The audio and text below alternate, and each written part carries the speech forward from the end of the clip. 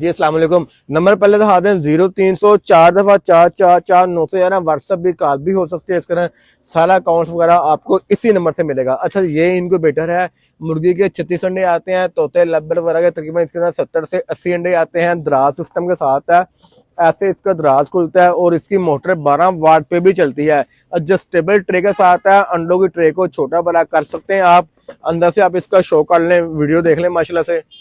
Fully automatic है और ये पानी वाला बर्तन, फीड वाला बर्तन, रोलिंग ट्रे, टॉर्च लाइट, ये पानी वाली बोतल, उसके बाद ये 3 पाइप, उसके बाद एसी केबल, शावर बोतल, डोनर ह्यूमिडिफायर, डीसी केबल और ये पानी वाली बोतल लगाने के लिए कैप, ये सब चीजें इसके साथ होती हैं। इंतहाई शानदार विकॉई ब्रांड का इनको बेटर है। टॉर्च लाइट एक इसके साथ यहाँ पे भी लगी हुई है।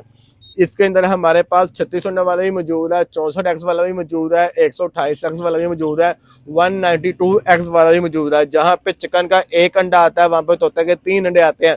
लोकेशन हमारी लाहौर मनावा है। पूरे पाकिस्तान में कारों की सहूलत मौजूद है। जज़ाकल्लाह खैर।